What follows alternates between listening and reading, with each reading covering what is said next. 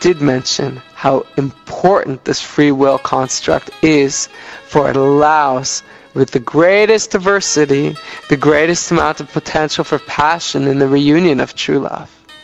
You understand? Well, understand as well how joyful the dynamically spiritual individual must be when oppression commences. Understand it clearly, for there is a balance. And if you see excessive oppression, then it means that excessive amounts of light that was not available to the world previously has just been released. And so there will be times where baser frequencies are partnering with people that are not actively co-creating, they're passively co-creating, and they're asleep in their grace. And they're doing unbearable things. Such harshness, such cruelty. And you say, how could this be? And we tell you clearly that what you see as chaos is a cause for great celebration. For these energies have no idea of what they've released to the world.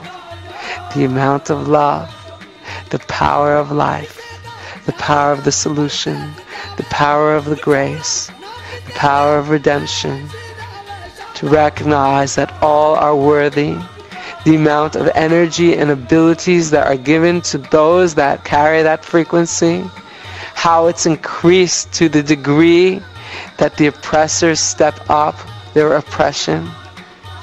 Realize there's a balance to maintain free will. We are able to broadcast in this way because of the diversity of minutiae that is out there in your world on various cadences.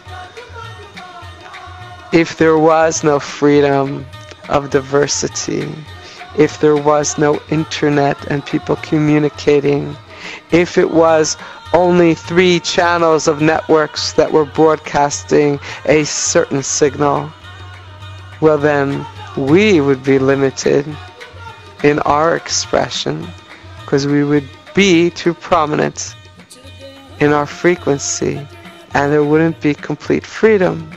But since there's great diversity in the world, the amount of light that can be imparted to the world to allow people to awaken, to banish the shame, is profoundly increased. So the individual that faces this oppression should rejoice and be grateful.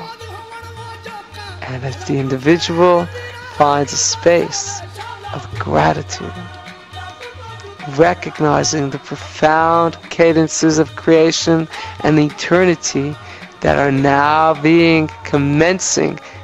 taking root in this material dimension, then they do not cry, but they laugh. They do not see tragedy, but they see light. And the dynamically spiritual individual who knows this consciousness, this coordinates of empathy from the perspective of eternity, that individual is a profound individual who has the power of turning darkness into light in his dimension, for he's able to see everything from the perspective of oneness and everything in the actualized progression of true love along the material realm. A reunion to the eternity of all that is. All are worthy, all are actualized, all are loved, all had roles to play in getting there. Some roles taught from within, some roles taught from without, but all were relevant and all are beautiful in the true love story.